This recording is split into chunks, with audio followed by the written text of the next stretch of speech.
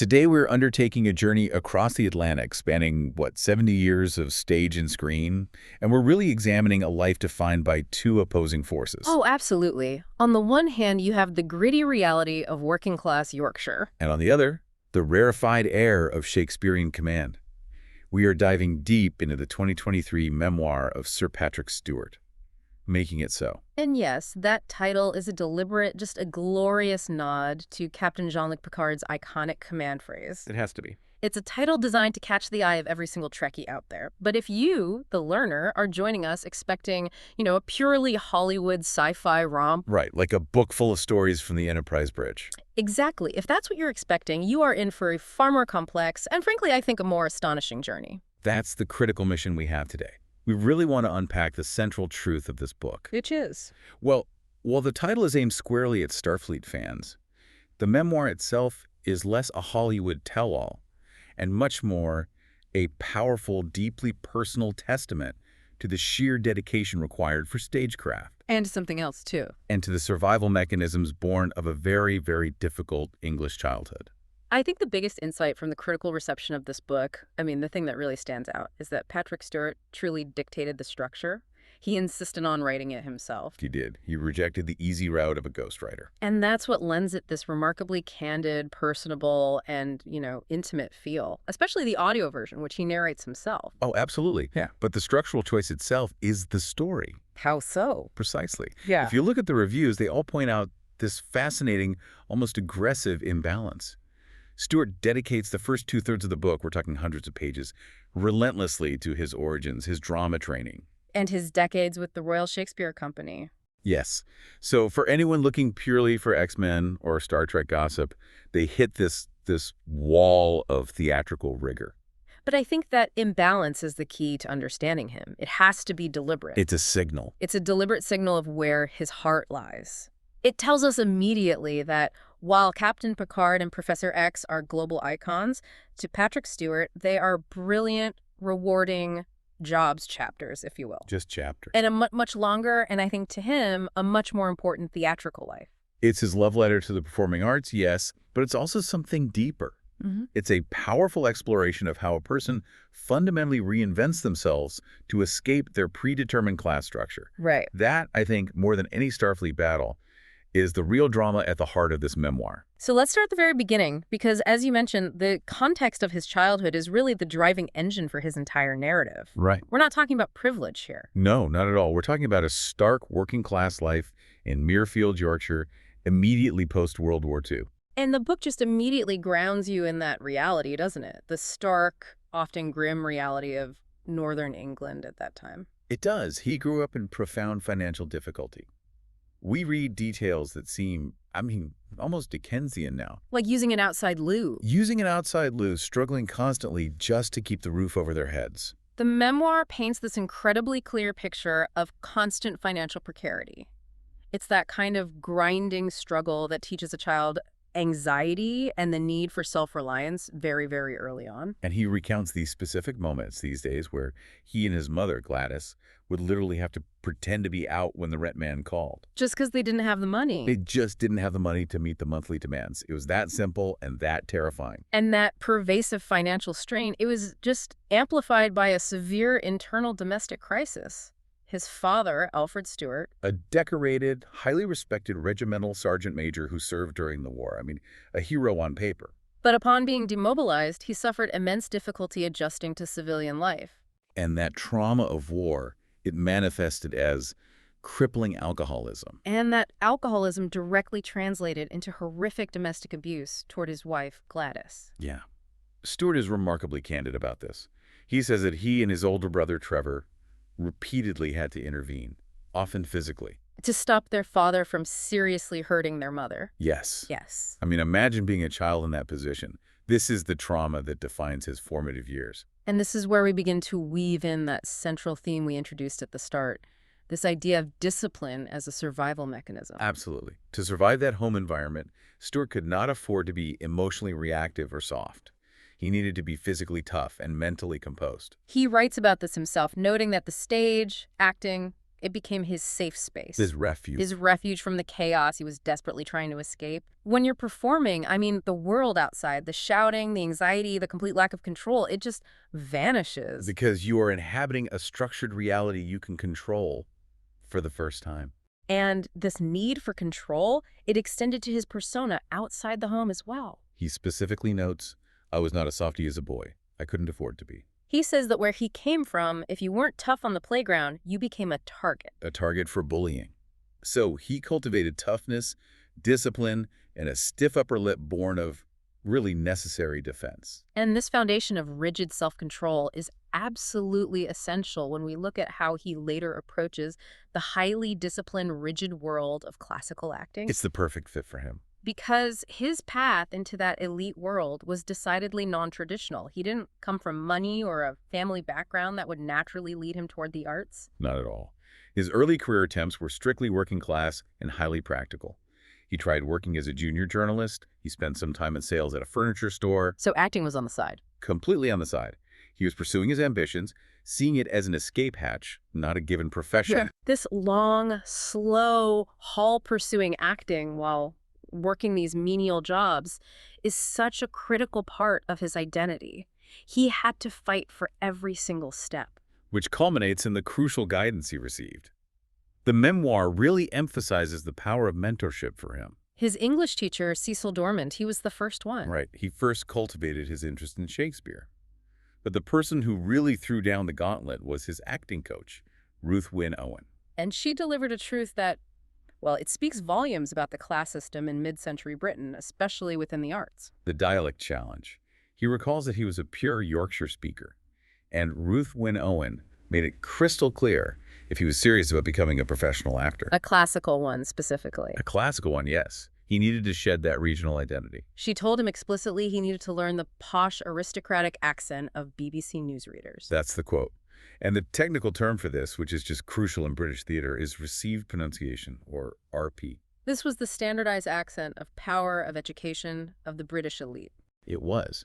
And that is a huge psychological requirement, isn't it? Oh, it's massive. It's not just learning new vowels. It's literally shedding the sound of your home, your family, your entire class to inhabit a new voice. It's the ultimate performance of self-creation. It is. It's professional mimicry elevated to a life skill. For Stewart, achieving RP wasn't just about sounding right for a role. No, it was about proving he belonged in the cultural elite. It was about transcending the poverty and chaos of his origins. It was the prerequisite for professional survival. And once he mastered that, the doors started opening. They did. It led him to repertory theater and eventually a small tour with the Old Vic in Duel of Angels. And that tour in the late 1950s, I mean, that must have felt completely surreal. It brought him into contact with absolute legends. Oh, the memoir delivers that incredible encounter with Vivien Leigh. He describes it as an out-of-body experience. I can only imagine. He'd only ever seen her on screen in films like Gone with the Wind. And here he was, touring with her. His description is just lovely. He says she was bright, friendly, intensely hardworking, and just as beautiful as she appeared in movies. It's a key lesson, isn't it? Realizing that even global icons had to show up and do the work night after night. It is, which leads him to his true destination, the Royal Shakespeare Company, the RSC. This is the period that truly dominates the memoir's first two-thirds. And that underscores the duration and the commitment of his craft. He was with the RSC for 14 years. 14 years with the RSC and acting professionally for nearly 30 years total before the Star Trek, the Next Generation casting call ever came. So this period wasn't just employment, it was indoctrination. Now, indoctrination is the right word. It was indoctrination into the most rigorous form of theatrical excellence. What exactly did that RSC environment entail? I mean, for our audience who might only know him as Picard, what does RSC rigor actually mean? It means a near monastic devotion to the text and the ensemble. RSC training involves intensive textual analysis, physical training, voice work, and a commitment to repertory. Which means? Which often means rehearsing one play during the day while performing another classic in the evening. There is no larking around. The schedule is intense, and the demands are intellectual and physical. And he loved it. He describes this period as everything he had hoped it would be and more. It was structure, and for him, structure equaled safety. The sheer discipline of that environment must have appealed directly to that part of him forged by chaos, the part that needed control. It did. And he found a beautiful aspect to the work in Stratford, Shakespeare's hometown, where the audiences were excited to see the bard's work. He notes the energy and excitement in the room. What a stark contrast to the small, anxiety-ridden home he grew up in. Absolutely. And even within that intense, serious world, you still get these wonderful, bizarre anecdotes that showcase the commitment to performance. Even when the co-star is a dog. Especially when the co-star is a dog. I love the story of Blackie the dog. This was for the 1970 production of The Two Gentlemen of Verona. Yes. Stewart played Launce, who famously has a long monologue involving his dog Crab. They cast a real dog, Blackie. And Stewart recalls the intense rehearsal schedule and the dog's complete and utter lack of interest in the process. He calls Blackie a real method dog, which is just hilarious. It's perfect. He says he tried to take photos of Blackie at the kennel, and the dog completely ignored the process. No fussing, no tail wagging, just absolute professional commitment to being a dog. It's those minute details, that deep theatrical focus, that really define the memoir. It shows you the dedication he applies to all his work. Regardless of the star power involved, yes. And even in this intensely focused classical environment, his life started brushing against the pop culture world he seemed so disconnected from. Which brings us to the famous Paul McCartney anecdote. This came via the actress Jane Asher, who was McCartney's girlfriend at the time. Stewart describes this moment. He's on his way to rehearsal, and McCartney arrives to pick up Jane Asher in this stunning, brand-new Aston Martin. And Stewart, who liked cars, just mentions it offhandedly. Just mentions he likes cars. And McCartney completely spontaneously hands him the keys and says, "Grab your girlfriend, we're going for a ride and you're driving." That's incredible. It's a moment of effortless celebrity just overlapping with the grinding theatrical life. It is. Stewart, the dedicated stage actor, briefly gets to drive a superstar's new sports car. It's a fantastic contrast to the Honda he'd eventually drive in Hollywood. And this whole RSC section is just so crucial because it cements the book's core philosophy, doesn't it? It does. The art and craft of acting, storytelling, and the deep love for Shakespeare defined him. And we see that love persists decades later when he's reading his sonnets online for the public during the height of the COVID-19 lockdown. The dedication to the work is the constant. The constant in a life full of variables. Okay, now we turn the corner. We're leaving the damp, dark theaters of Britain for the bright, synthetic landscapes of Hollywood science fiction. But there were transitional roles before TNG. Yes. His early screen work was often high-quality prestige material, which makes sense given his background. He was in the influential 1976 BBC miniseries, I, Claudius. A show that really helped set the standard for historical dramas. It did. And then the 1981 film Excalibur, directed by John Boorman. That's a role that showcases his authoritative presence even then. Absolutely. He plays Leon de Grance, the knight who is the first to support the young Arthur. He delivers that great, decisive line. I saw what I saw. If a boy has been chosen, a boy shall be king. Even early on, he had that air of command. It was honed by decades of playing royalty and officers on stage. But the memoir reveals that while he was professionally authoritative, his personal awareness of the cultural zeitgeist was Almost non-existent. almost non-existent. He was, as critics put it, seriously pop culture challenged. His world was classical music, Shakespeare, and rigorous rehearsal schedules. Which leads directly to the legendary Sting anecdote on the set of David Lynch's 1984 film Dune. Let's elaborate on this, because it's a perfect illustration of the two worlds colliding. It really is. So Stewart recounts meeting Sting, who, of course, plays the villain Feyd-Rautha Harkonnen in the film. Sting introduces himself and mentions that he plays in a group called The Police. And Stewart's reaction is just priceless. He was genuinely baffled.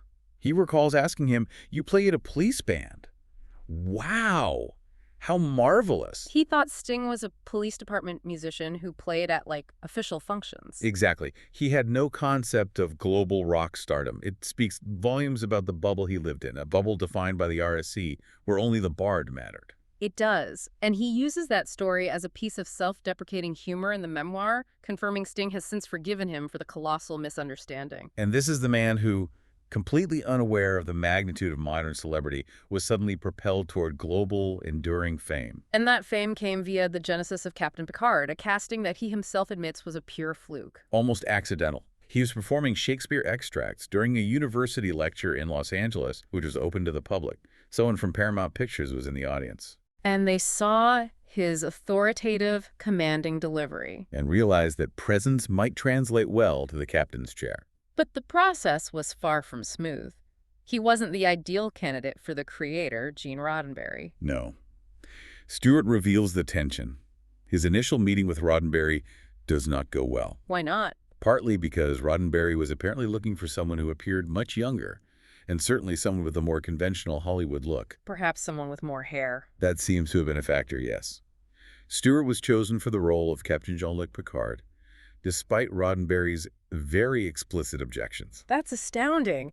The iconic star of the new flagship Star Trek show was chosen over the objections of the man who literally created the entire universe. It speaks to the power of that presence he cultivated at the RSC. The studio executives must have been incredibly impressed. And Stewart was so unfamiliar with the franchise, he really had to cram.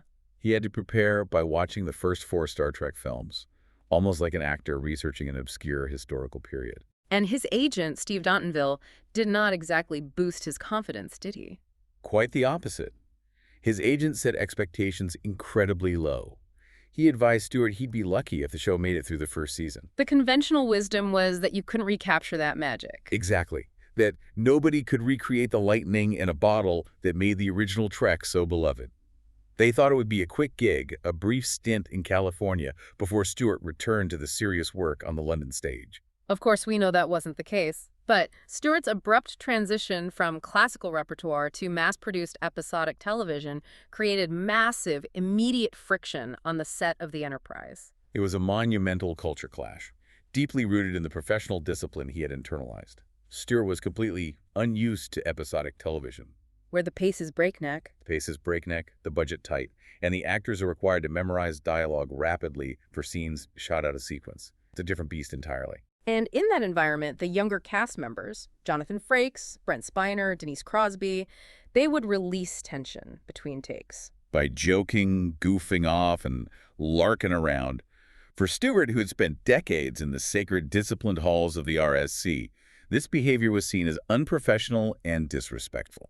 He couldn't adjust. His survival mechanism, his need for rigid control and structure, saw the on-set fun as chaos and inefficiency. Which all came to a head in the famous and frankly hilarious on-set meeting. Stewart, in full senior actor mode, acting as the self-appointed guardian of professionalism, called a meeting to lecture the younger cast. He describes himself in the memoir as a severe bastard in those early days. And when Denise Crosby, trying to lighten the mood and defend the necessity of camaraderie, said they gotta have some fun sometimes, Stewart deployed his legendary and utterly pompous declaration. "We are not here, Denise, to have fun." And the fallout was immediate. The younger cast members, led by the sheer absurdity of the statement coming from their English classical star, erupted in hysterics. They just couldn't believe it. They couldn't believe the level of rigidity he was trying to impose. Stewart's reaction was exactly what you'd expect from someone whose control mechanism was being challenged. He stormed off. He stormed off the set and into his trailer, slamming the door. Let's just pause here, because this anecdote is where that thread of composure as a survival tool becomes so visible. His rigidity wasn't just professionalism. No, it was the rigid defense he built against the chaos of his youth.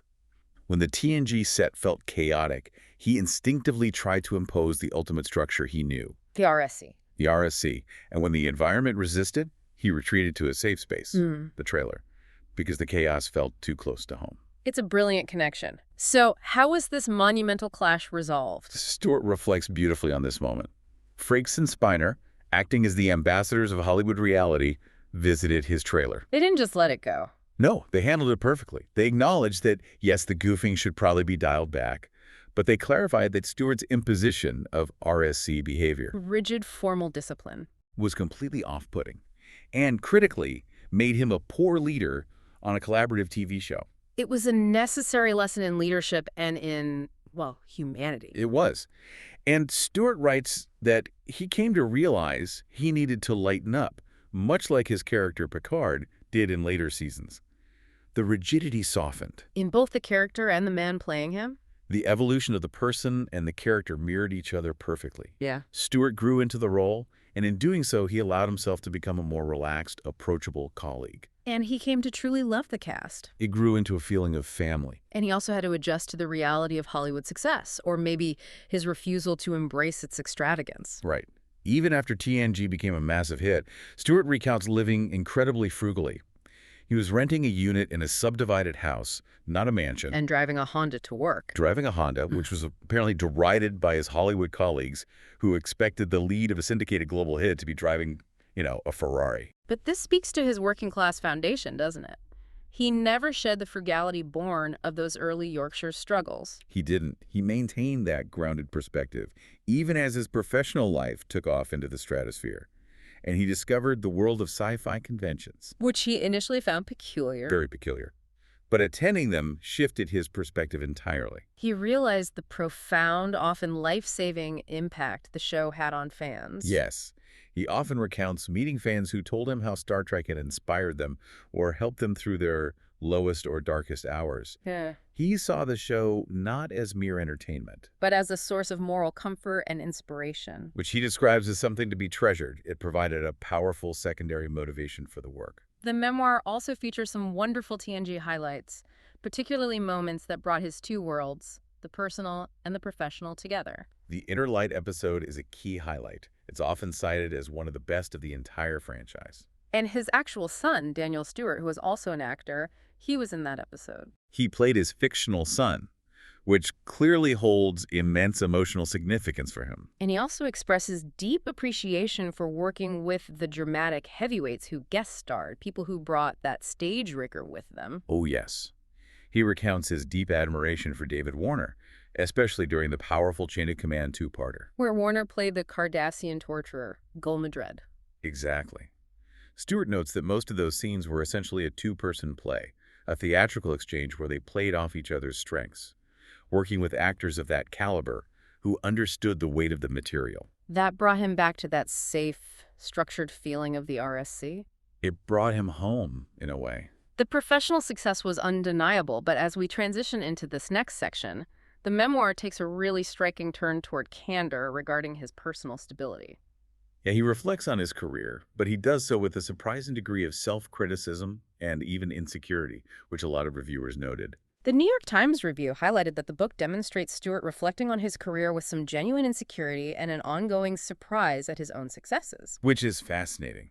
He wasn't the traditional leading man. He was bald, a serious classical actor, and he constantly worried that his physical appearance would thwart his aspirations. He includes a great deal of self-deprecating humor about his initial social awkwardness, like the Sting incident, and admits that he is still learning and growing, even in his 80s. Saying he's only recently become more comfortable with himself. But the most sensitive, and for some readers, the most controversial area he addresses is his romantic life. Specifically, his candid discussion of failed marriages and acknowledged infidelities. He details his first marriage to Sheila Falconer, the actress, dancer, and choreographer with whom he had two children, Daniel and Sophie. And that marriage ended after an affair with actress Jennifer Hetrick, who played the recurring Starfleet character Vash on TNG.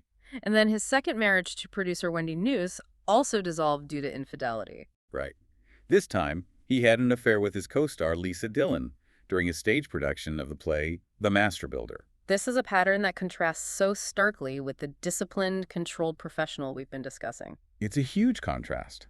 The man who commands a starship and insists on order on set clearly struggled to maintain order and discipline in his most intimate relationships. That tension is the central paradox of this section, and Stewart is remarkably direct about his failings. He is. He writes, and I'm quoting here, "I needed to do better by the women with whom I was romantically involved. In a life chock-a-block with joy and success, my two failed marriages are my greatest regret." He takes explicit, painful responsibility for the failure of those two marriages. He does. And he doesn't shy away from the consequences either. He notes the significant family strain, particularly the fact that his daughter Sophie distanced herself. Resulting in a strained relationship that he clearly feels immense pain over. And this open honesty, it earned him praise from certain reviewers. They appreciated that he cops to being the bad guy. Right. Owning his mistakes rather than blaming others or glossing over his less stellar moments. For some, this willingness to be flawed was what made the memoir worthwhile. But as you said, that level of candor also attracted serious criticism. It really highlights the tricky balance authors face when revealing personal failures. The conflicting reception was immediate. It was. Lisa Dillon, his co-star and former partner, publicly criticized the book for its depiction of their relationship, specifically calling Stewart shameless for diminishing her role in his life story. And some readers found the relentless focus on infidelity disappointing or even narcissistic. You see critics who stated he came off as extremely unlikable because of the philandering. And they felt the personal revelations were unbalanced. The imbalance wasn't just in the moral choices, it was in the narrative space provided. That's a great point. Critics pointed out the jarring difference in detail. Stewart could spend long lyrical chapters detailing the staging or rehearsal process of a minor play. But the births of his children might only receive one sentence. It creates a sense that Stewart prioritizes the professional man over the personal man in the narrative. The book is designed to reveal the man, but some readers felt he only revealed the professional man. And used the messy personal life as necessary, but quickly dismissed plot points. This is perhaps the ultimate manifestation of that discipline/survival mechanism we keep coming back to.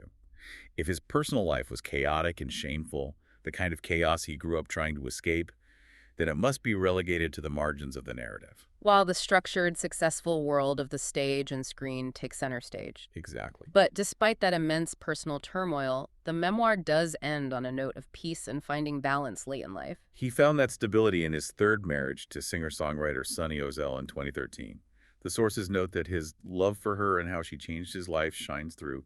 It's a genuine turning point. And her influence brings a delightful, unexpected quirk to his later career, a wonderful counterpoint to the seriousness of Picard and the X-Men. It does. At the urging of Sonny's music producer, Stewart recorded an album of his favorite cowboy songs with her band. Which is just fantastic. He describes this as a hilarious detour, and there's now a must-see video short available online, which hawks music by the man long known as England's premier cowboy singer. From Yorkshire stage prodigy to the sternest man in Starfleet to England's premier cowboy singer. That trajectory is proof that life, even at 80, can still surprise you. Moving into the subsequent decades, Stewart achieved the rare feat of securing a second franchise role of comparable stature. And this ensured his global recognition in a whole new genre for a whole new generation. That, of course, is the X-Men franchise, where he started playing Professor Charles Xavier, Professor X, beginning in 1999. And what's fascinating is how he used that opportunity to sustain his true love, the stage. The sources confirmed the timing worked perfectly. The X-Men filming schedule allowed him substantial downtime, which he immediately utilized to return to the theater. He writes that he took advantage and did lots of good stuff on stage during the gaps between superhero films. So the franchises provided the financial freedom and the time flexibility for the real work. And the X-Men set is where he forged that famous legendary friendship with his co-star, Sir Ian McKellen. Magneto himself, a truly iconic friendship and a genuine source of warmth in the memoir. McKellen, another classical stage titan, ended up marrying Stewart and Sonny Ozell in 2013. He did. And this friendship is a beautiful contrast to the earlier, more conflicted relationships Stewart detailed. It shows the personal growth he achieved in his later life. Then, after years away, he had to grapple with the decision to return to Captain Jean-Luc Picard for the new series, Star Trek Picard. He was initially very reluctant. He believed he had well and truly closed that chapter. He was finished with the role, so the producers knew they had to find a compelling thematic reason for him to engage again. They convinced him by explaining that they wanted to explore Jean-Luc as the age Stewart himself was now in his 80s. And how that changed the man. Yes. It wasn't about action or revisiting past glories. It was about legacy, regret, aging, and complexity. It was that thematic depth, that challenge of exploring an evolved, vulnerable character that convinced the classical actor in him to return. It speaks to his nature as a constant learner. His knighthood from Queen Elizabeth II in 2010 for his services to drama was a high point, recognition for that relentless dedication. And the sources confirm he is nowhere near ready to retire. Still continuing to act well into his 80s. That relentless drive that started in that small Yorkshire house, striving for control and structure, it continues to propel him forward decades later. But there's one final, truly unexpected layer the memoir introduces, something almost bordering on the spiritual. Yes, the paranormal undercurrent. Stewart details his brushes with the supernatural, which the sources highlight as a very unexpected aspect of his life. It's a surprising vulnerability that cuts through his famous composure. And it started early, back when he was a junior journalist. He recounts an encounter where a church secretary told him he had an aura. Pale blue. And she noted that she'd only seen that particular shade once before, around a minister. That is exactly the kind of mystical observation you wouldn't expect a pragmatic, tough Yorkshireman to include in his professional memoir. Yet he treats it as a factual observation. And he connects this sensitivity to his life on stage.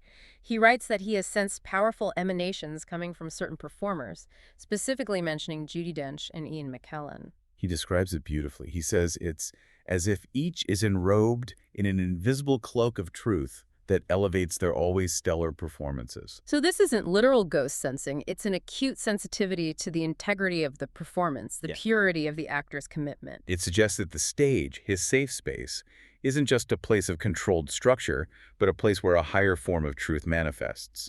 He's sensing the brilliance of their craft at an almost psychic level. And that sensitivity is a crucial counterpoint to the rigid discipline.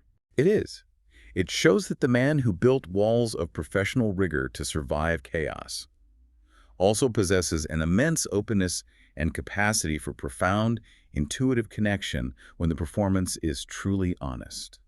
So if we synthesize this incredible 7-decade-long journey detailed and making it cost, so we recognize an astonishing leap. It's a trajectory from extreme working-class hardship and domestic trauma to global recognition.